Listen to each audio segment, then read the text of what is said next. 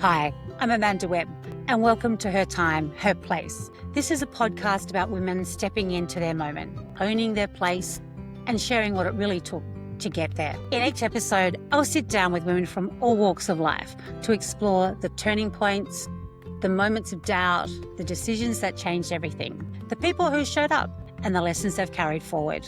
Because so many of us have been told, or have quietly told ourselves, that it's not the time, it's not the place, not yet. This podcast is all about questioning that, choosing it anyway, and discovering what's possible when we do. Let's go. Her Time, Her Place is proudly brought to you by Explore for Success. Through coaching, career programs, leadership development, and unique travel experiences, Explore supports women to embrace who they are, discover what's next, back themselves, and pursue careers and lives filled with purpose and possibility.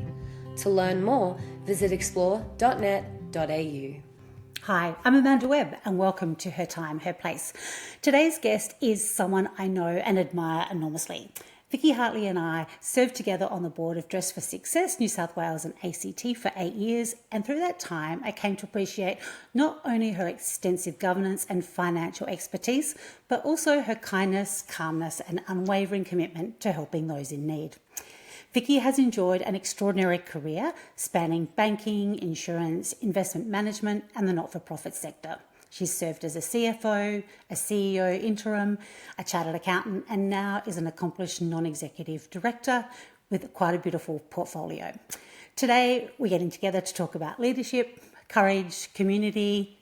Vicki will definitely talk about some travel and what happens when experience, opportunity, and purpose come together. Vicki, I'm delighted to have you join me today. Welcome. Thank you, Amanda. It's great to be here. Yeah, so Vic, we've known each other for quite some time. I know a little bit about your career story and journey and your life, but I'm sure that others are curious to hear more about it. So I thought we might start with, what is Vicki Hartley doing today? I am living my best life. I've managed over the last decade to transfer from my executive career, my executive life, into a non-exec director portfolio, which allows me the freedom to spend time with my family. It allows me to travel, and in the flexibility it's given me, I've been able to go round Australia in a camper trailer twice, much to everyone's horror, given it doesn't even have an inside shower and toilet.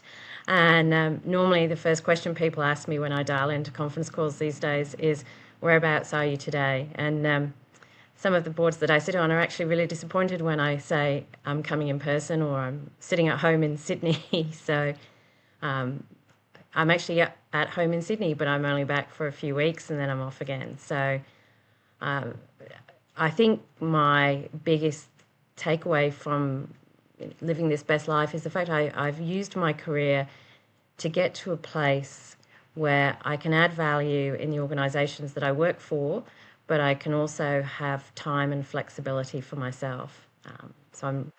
That's been a huge learning and a huge journey for me. Yeah, and I know it's been a bit of a goal for you to create that.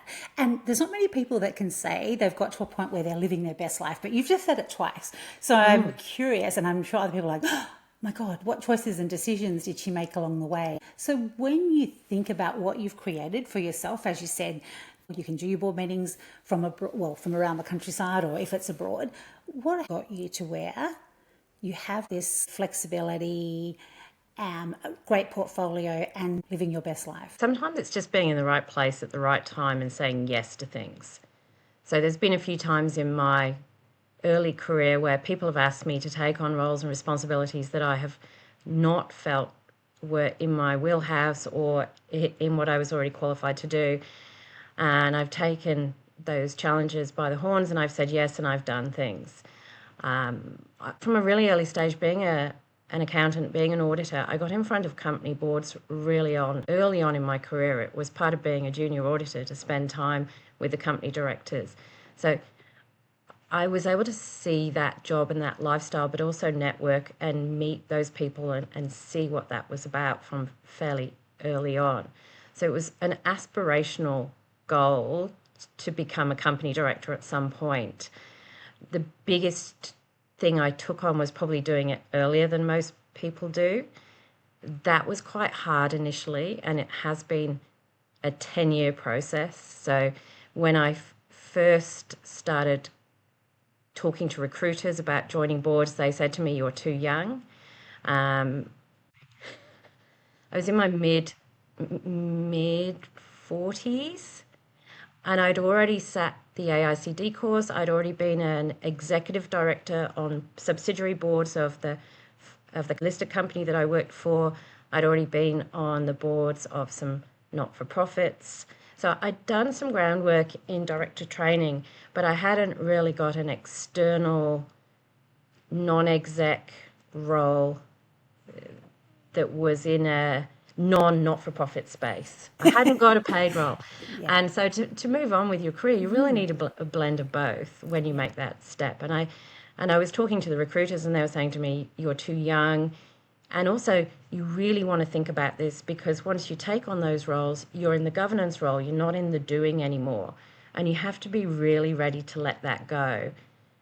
It's a really big mind shift from being the hands-on CFO of a company to being the chair of the Audit and Risk Committee and being able to guide them and advise them, but then leave them to it. And they may not do it the way you would have done it, and you have to be okay with that. So it took a bit of thinking about, and I decided to have a go at it anyway, and was lucky enough. But it took a few years, and that's when I went back and did some interim CEO and CFO roles alongside my travel in the gaps, and I kept up with all my not-for-profit and for-purpose board roles and advisory roles. That's interesting. When you look back now, not in your mid-40s, and think about that feedback, maybe you're too young, what would you tell a woman who's in her mid-40s now if she was told that? What would your advice be to her?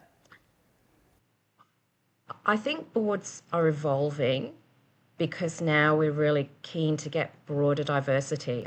To a certain extent, I was in the right place at the right time because I was there at the start of the putting more women onto boards. So at the time when I was starting to look for my first boards, there were a lot of wholly exclusively male boards. I did not enjoy that interview process with those companies because at that point they were looking for the token female to add to the board, and I don't really think they were expecting that female to say very much. So I went to a few places where I knew immediately that even if I got the job, I wasn't going to take it.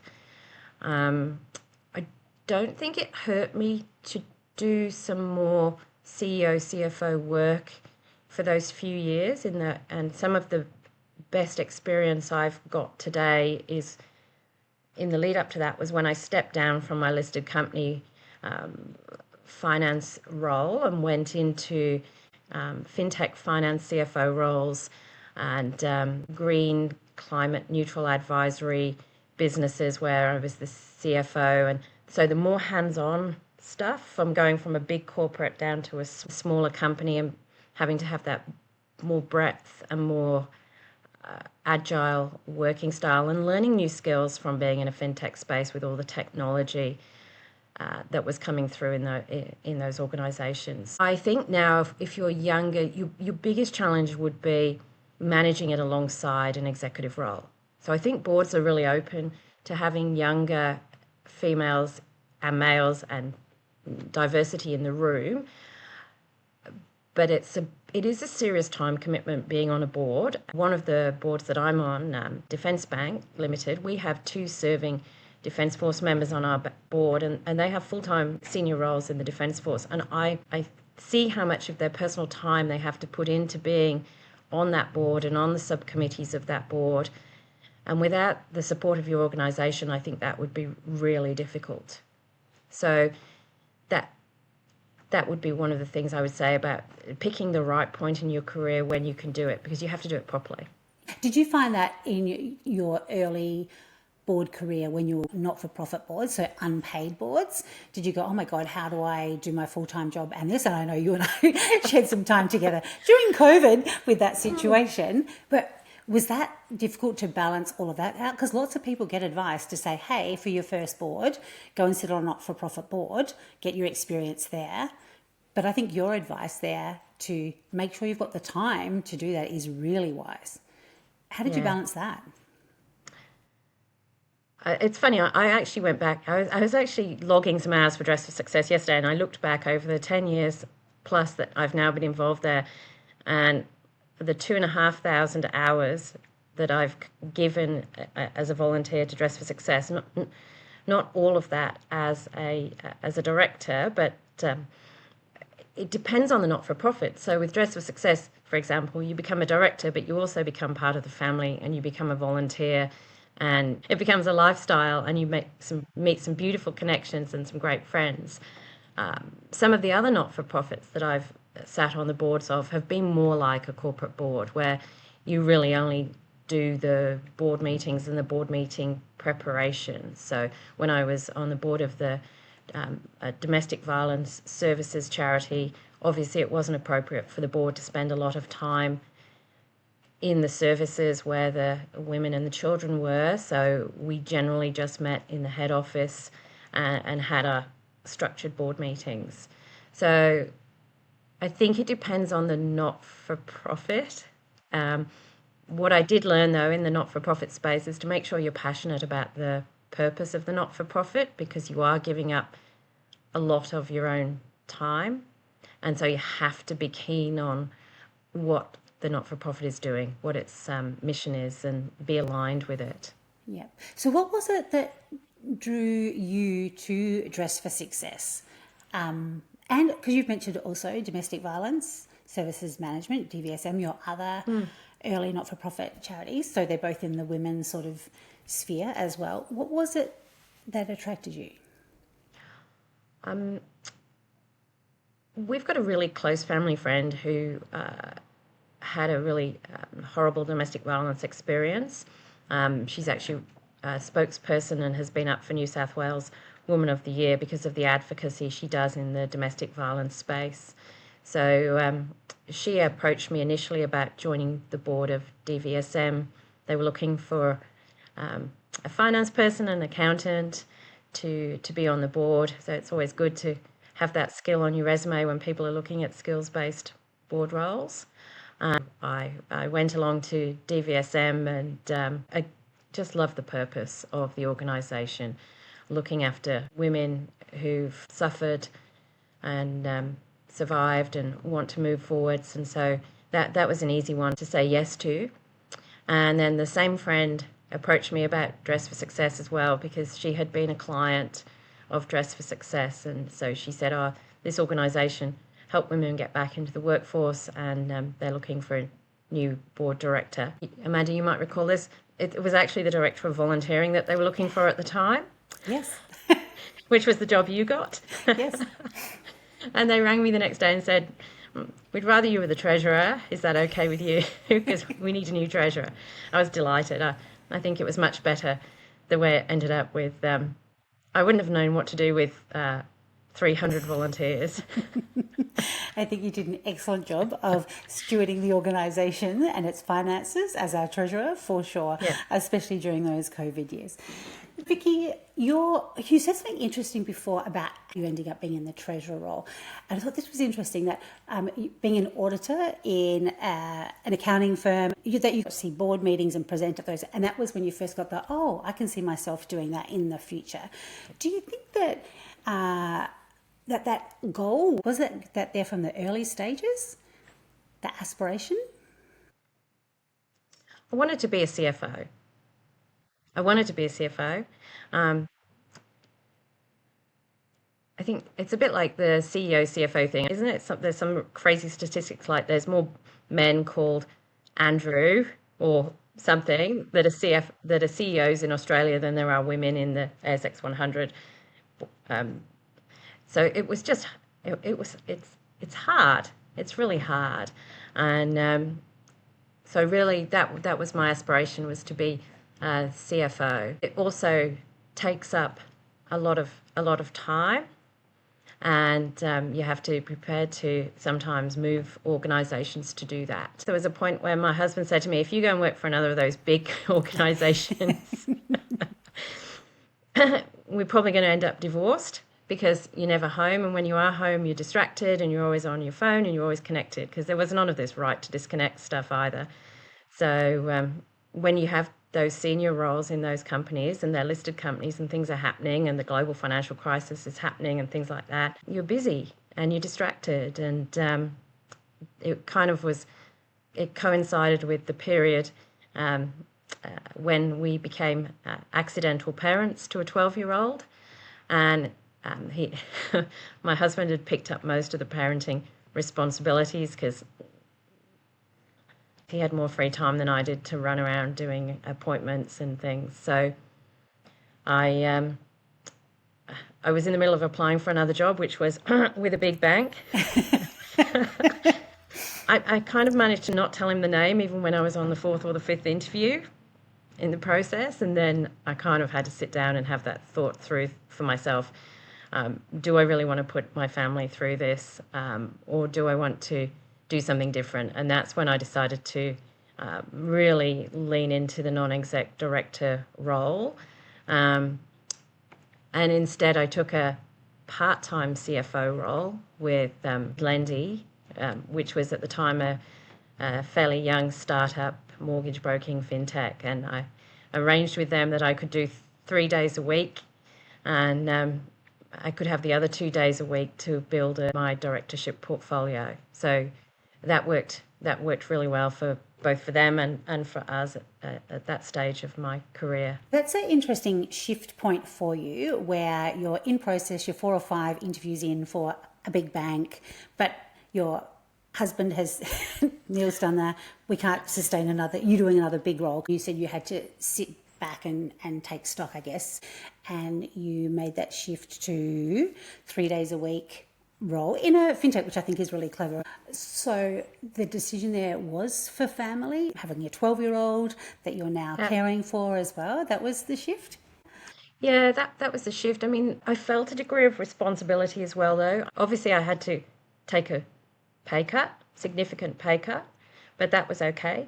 I was really conscious of the fact that the financial services firm that I was working at the time, I was the senior female, pretty much one of the senior females there, and I had been a role model for all of the young women coming up through the organisation, and there was a really strong sense of guilt that I wasn't staying there or taking a similar role in another organisation, and that I was changing direction, and I felt like I was letting them a little bit. At all the leaving drinks, people would come up and say, "Oh, I'm so sorry you're leaving.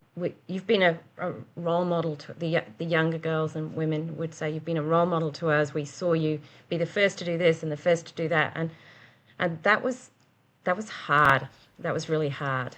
It sounds almost like a little burden, but you said guilt. You felt guilty as well. Guilty. But it feels like some level of burden pops in.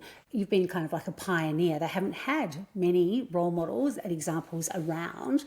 And so you've stepped into that role and being consciously aware of the fact that they might see you as stepping out and like, where's our role model gone? Where's probably our advocate as well?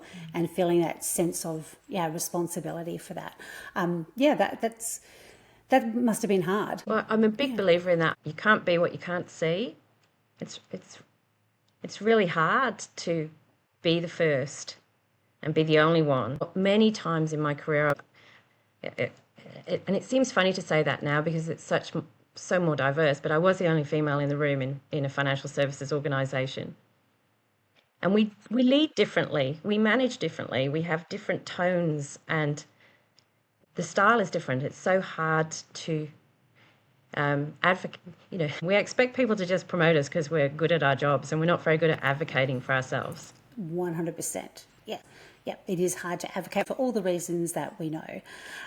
So were you able to advocate for yourself during your career? How did you get to be the one that was chosen? Having people in the organisation who supported me, and then saying yes when they asked me to step into things that weren't really what I was comfortable doing. So raising my profile with the executive team as much as possible, putting my hand up for things, doing the long hours, and being really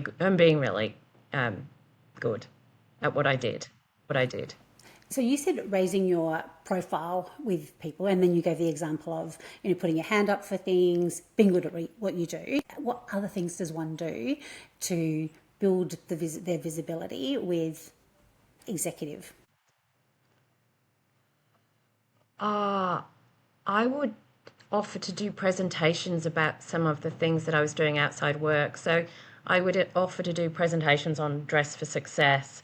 I would offer to be a mentor in the mentoree program. I chaired the executive management committee for 6 months, which included organising the executive offsite and then hosting it, being the compere, because much as you know, I love public speaking, not. Not. So doing things like that were really not comfortable for me, but I either said yes to them when I was asked, or I offered. And one of my first boards that I did was a voluntary role for the Financial Services Accountants Association, which is for all the accountants in Australia who are in the insurance industry. And I used to write some of the technical papers for that, and then I used to lecture at the college. And I would do 2 or 3 hours of lecturing on my technical topic. And I hated it because I hate public speaking. But the more I did it on a topic that I was comfortable with, the more comfortable I got doing it. And I used it as my sort of aversion therapy, because I knew that at some point in my career I'd have to do a fair bit of public speaking if I wanted to be successful. So I did that for quite a few years. I think that's brave and wise. The fact that you knew you were going to take yourself out of your comfort zone, right? Like, I'm going to do these things which I am not comfortable with, but I know that they will help me succeed and help me to get where I want to get, because I have a goal on that one as well. And that once you got to where you were going, you needed those skills anyway. So you were building them over time. So, Vicki, when you look back over your career, have there been times that it's been tough or challenging?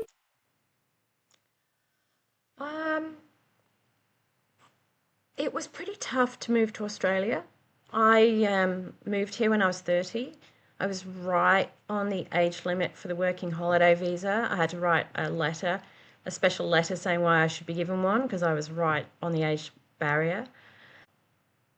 I was older than the other people who were travelling at the same time. And I had already got a really good career in London. I'd been working in investment banking with UBS and Deutsche Bank, and was a qualified derivatives and futures trader if I wanted to trade, as well as being an accountant, just so I could talk to the traders. And it was a big decision to come out here, but I had fallen in love with Australia and New Zealand when I'd done a secondment here 5 years earlier. And bearing in mind that I did that secondment without ever having been anywhere really outside France and England. That was it. So it was a big deal to go to New Zealand on secondment, and then I just loved it. So I'd been coming back every year. And when I decided to leave Deutsche Bank, and I was talking to the London recruiters, and they said, you can get a job, no problem, but if you want to take some time off and come back to us when you come back. So I decided to take a year, which is, I don't think, quite what they had in mind. So Good for you. I rented out my house in London because I'd just become a first home buyer. Rented out my house, bought a return ticket, but at the back of my mind, I'd made myself a promise that I would get a job while I was here, and I wouldn't live with English and Irish backpackers. I would make at least 5 Australian friends, live with Australian people, and have a job. And if I could do that and get a good job, I would consider staying at the end of the year if I could sort out the visa situation. I gave myself objectives to tick off. So that's what I did. I moved out. I didn't know anyone. I came over. I got a flat share with, I cheated slightly. It was an expat. So they were English, but they had moved permanently, so that helps. And obviously, most of their friends were Australian, and you just get then swept up. And then I was lucky enough to get a job helping out on a contract for 3 months with year-end financials for QBE Insurance, and stayed there for 6 years. So I was really, really lucky. But it is hard to move countries. It's hard to start again. I still find it challenging that I don't have those connections. Having not done university in Australia, having not done chartered accountancy training and apprenticeships in Australia, you're coming in at 30 and having to build those networks and start again. It was difficult, but I wouldn't change it for the world. That's great. You must have always been like an organised planner. Is that just how you are? I think it's just how I am. I've become more and more aware of it over the last few years. I think it just was something I inherently did. And then with all the traveling that we do now, I just love the planning part of it. I love the research. I like finding the best value for money places. I'm the annoying person that at the end of the meal knows if the bill's right or wrong without really thinking about it. It's just that brain. I have to apologise sometimes to some of the boards that I'm on because I just know when a number's not right, and I don't know why. I just know. So some of it's that training. A lot of being an accountant, an auditor. I think it's just always been there, and I've always been really practical and pragmatic. When I was at university, I managed to get a job working as a holiday courier on a campsite in France. And to get the job, you had to speak French at the interview, and I knew about 10 words. So I don't know how I got through the interview. I think it's because I was the only person who'd been camping. So everybody, when I got the job, everyone else was doing French at university, and I was the only person who wasn't fluent. But I was the person who wanted to sit there and work out who was going to stay in which campsite. So we got the systematic planning spreadsheet, which was a graph paper all filled out with. So I was in charge of organising and coordinating the 25 units that we were in charge of, and the other people had to do the translating.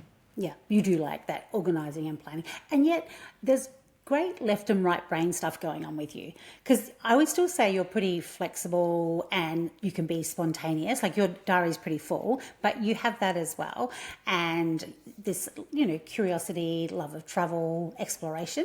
So there seems to be a bit of a balance. Do you find now at this stage, are you less planned and organised apart from your trips, but are you able to go with a bit more fluidity? I'm pretty good at being fluid because my husband hates rigidity. So for the two of us to get on, I have to give a little bit. You learn when you're travelling that you can't control everything. So you have to be flexible. As you know, in our recent trip, we had planned a beautiful trip for 9 months going around Australia, and we were 6 days in and the car engine blew up in remote South Australia. And so we were stranded at the side of the road, miles from anywhere. The nearest town that we got towed to only had one bus a week to Adelaide. And our whole 9 months plan just blew up when the car engine blew up. And we had done all the planning we could do. I mean, it was pretty soul-destroying to have to cancel all the bookings that we had as we were travelling around the country. But we laughed the whole way through it. And we sat in our little tiny caravan park in South Australia with no car for a couple of weeks, and the world threw a few more little surprises at us in that time. And then we fixed the car, came back and just rescheduled to do something else instead. That's part of the fun of it, and we're still having the best year, so we don't let things get to us. We just enjoy it and carry on. And consider ourselves so privileged anyway to be able to do those things. Yeah, I don't get hung up on the small stuff, I think, is probably the short answer. Having talked to you at that time, it reminded me of how pragmatic you are about things, because it's like devastating, it's like heartbreaking maybe, and yet you're quite pragmatic about it. And the fact that you and Neil can have a bit of a laugh about it. With your journey and lifestyle that you have today, and you're living your best life, I'm sure you didn't get here on your own. So who have been the supporters that have helped you navigate your career, your board career, and support you in your living your best life today? In terms of work, I've more had advocates than formal mentors. I haven't really actively gone out and sought a lot of formal mentors, and that's probably my time commitment availability, and that probably was the lack of strategic thinking in that. But I've always had support from the people that I've worked for. I've always been heavily supported by those CFOs. And I think if I hadn't have been, I wouldn't have stayed at those organisations. So to me, it was the working relationship and the guidance and the mentoring and the education and working with incredibly bright people that would test you and challenge you and push you. As soon as I get bored, I really need a new opportunity. And so that's probably been one thing. And then when I haven't been finding that through work, finding it outside work. So doing things like joining the not-for-profit boards and meeting other people that I could learn from and be guided from and build informal coaching and mentoring relationships with, and observing people and how they work in those environments. And so a lot of it's been self-directed, and then having the support at home as well. So having taken on parenting for our son when he was 12, I could not have done that without my husband. And having not been a parent myself before, it gave me a real empathy and understanding and just admiration for families that do it from the beginning, how women have careers and the expectations and the surprise that everyone had that my husband was doing all of that was really eye-opening for me. And also I still sometimes feel a little bit sad about that, because my husband's relationship with our son is definitely different to mine, because being honest, for a few years I wasn't there very much, and my husband did all the running around, all the doctors, all the dentists, all the school stuff, and I just came home nearly towards bedtime. So you give stuff up for that, and that's a bit of a regret that I have. And luckily for the last couple of years, I was around a little bit more before he went to university. So that was hard. Yeah, I absolutely hear how you reflect on that, and I think you're being a bit tough on yourself, but I absolutely get your emotions and feelings. I have complete admiration for both of you, taking on, a young child at 12. That's a big deal for anyone, and kudos to both of you for stepping into that. And I hear you around the role reversal situation you guys had in your house. Like, you were the primary income earner and at the peak of your career at that time. So that was an abnormal thing. And I'm sure there were others thinking, what's going on here? Like, we never see mum, we always see dad. What is interesting, because I have met your son, and thinking about having him graduate from university and how he looks at you now, you can tell, like, he's super close, and so he feels so fortunate to have both of you as parents. Yeah, thank you. Well, building that family with him and watching him grow up into being the amazing young man. He's going to be 26 soon, and so the amazing young man that he has become is one of our proudest things that we've done together and as a family, and it wasn't always easy. I sometimes talk to people about this, and you know Dr. Adam Fraser, but Dr. Adam Fraser did a presentation for me when I was at Lendy, because I'd heard him speak before. He's amazing. And he's, he goes around the room and he says, what's the things that you're most proud of? And everyone says something, and then he compares them all, and he said, that this was a bit of a light bulb moment. It's really simplistic, but he said, okay, they're all really different, but the one thing they've got in common is that they were hard. So I do worry about young people now who live this lifestyle where they really don't get to do anything that's a little bit hard, because the things that everybody in that room looked back on that they were the proudest of were hard things. So when I'm doing things that are hard, I remind myself of that if all we do is easy stuff, actually we're living a pretty flat, balanced, bland life. So we do need to put ourselves out there and make ourselves feel uncomfortable to grow and to develop. And the things that we reflect back on, moving to Australia,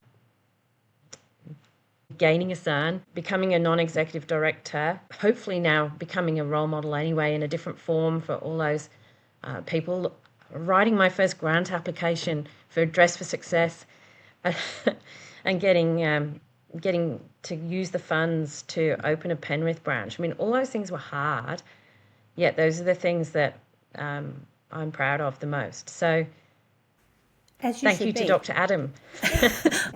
But also well done to you, because you talked before about that change and that shift where you went, I'm going to work part-time 3 days a week because I wanted to be around for the family. So it was a choice that you made.